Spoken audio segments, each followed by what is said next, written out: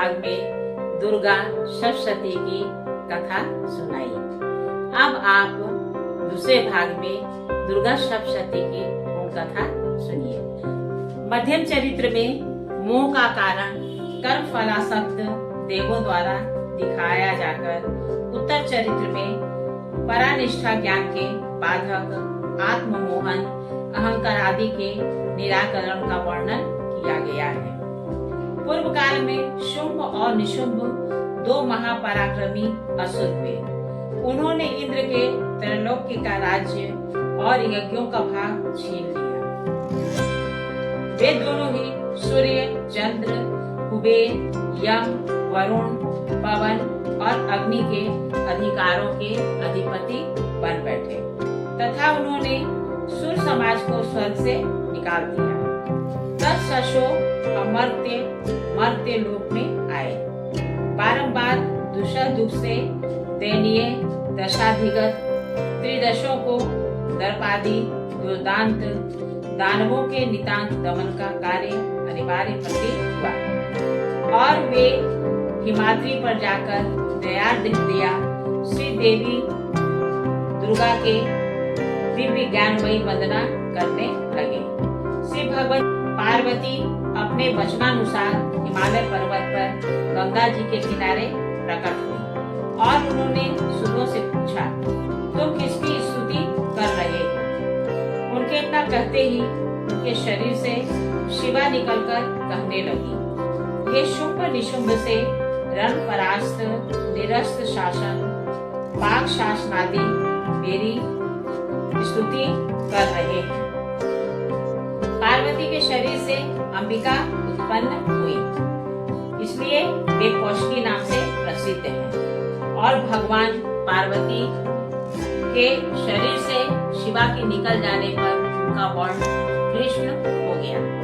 अतएव वे कालिका के नाम से प्रसिद्ध होकर हिमालय पर रहने लगी। तत्पश्चात परम सुंदरी अंबिका को शुंभ और निशुंभ के भृत्य चंडमुंड ने देखा और उन दोनों ने शुंभ से जाकर उनके अतुल सौंदर्य की प्रशंसा की। उसने अपने भृत्यों की बात सुनकर सुग्रीव नामक असुर अंबिका को ले आने के लिए भेजा। सुग्रीव ने भगवती के पास पहुंचकर शुंभ निशुंभ के बल और ऐश्वर्य की बड़ी प्रशंसा की और उनसे परिग्रहण की बात कही। भगवती ने उत्तर दिया, जो मुझे संग्राम में हराकर मेरे बल और दर्प को नष्ट करेगा उसी को मैं पति रूप में स्वीकार करूंगी। यही मेरी अटल प्रतिज्ञा है। सुग्रीव ने शुंभ निशुंभ के निकट जाकर भगवती अंबिका की प्रतिज्ञा विस्तार पूर्वक कह सुनाई। असुरेंद्रों ने कुपित होकर धूम्रलोचन नामक असुर को भेजा। भगवती ने धूम्रलोचन को ओंकार मात्र से ही भस्म कर दिया और उन्होंने तथा उनके वाहन सिंह ने असुर सेना का विनाश किया। तदुपरांत असुरराज शुंभ ने चंड मुंड दोनों को बहुत बड़ी सेना के साथ भगवती कौशिकी को पकड़ लाने अथवा मार डालने के लिए भेजा। वे सब हिमालय पर जाकर भगवती को पकड़ने का प्रयत्न करने लगे। तब अंबिका ने शत्रुओं पर अत्यंत कोप किया और उनके ललाट से एक भयानक काली देवी प्रकट हुई।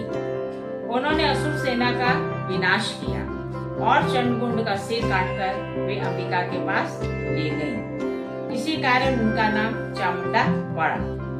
चंडमुंड के वध का समाचार सुनकर असुरेश्वरों ने एक बड़ी सेना जिसमें 7 सेना नायकों का विभाग था भगवती से युद्ध करने के लिए भेजी।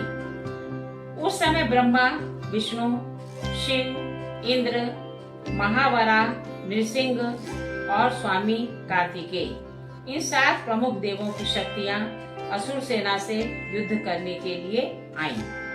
फिर अंबिका के शरीर से अत्यंत भयंकर शक्ति निकली और भगवती ने शुंभ निशुंभ के पास शिव जी को दूत रूप में भेजकर उनसे कहलाया, यदि तुम अपना कल्याण चाहते हो तो देवताओं को उनके छीने हुए लोक एवं यज्ञाधिकार लौटा दो और पाताल में जाकर रहो।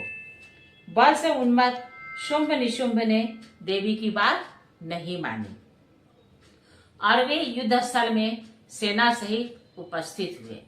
भगवती ने देव शक्तियों की सहायता से असुर सैन्य का संहार करना प्रारंभ किया। तब असुर युगल का रक्त बीज नामक एक सेनाध्यक्ष भगवती और देव शक्तियों से युद्ध करने लगा। उसके शरीर से शोणित के जितने बिंदु पृथ्वी पर गिरते थे उतने ही रक्त बीज उत्पन्न हो जाते थे।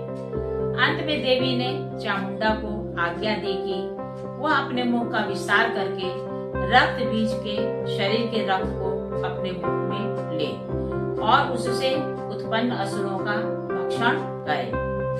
चामुंडा ने ऐसा ही किया और भगवती ने उस असुर का सिर काट डाला। तत्पश्चात निशुंभ भगवती से युद्ध करने लगा और मारा गया। तब शुंभ ने क्रोधित होकर अंबिका से कहा, तू दूसरों के बल का सहारा लेकर अभिमान करती है। फिर भगवती ने उत्तर दिया, संसार में मैं एक ही हूँ। ये समस्त विभूतियाँ मेरी रूपांतरण मात्र हैं। वे मुझसे ही प्रकट हुई हैं और मुझ में भी विलुप्त हो जाएंगी। इसके बाद सातों शक्तियाँ जो देवी के शरीर से निकली थी उन्हीं में प्रविष्ट हो गई और शुंभ भी देवी के युद्ध कौशल से मारा गया।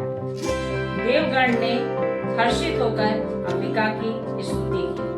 अंत में देवी प्रसन्न होकर बोली, संसार का उपकार करने वाला वर मांगो। देवताओं ने कहा, जब जब हमारे शत्रु उत्पन्न हो तब तब उनका नाश हो।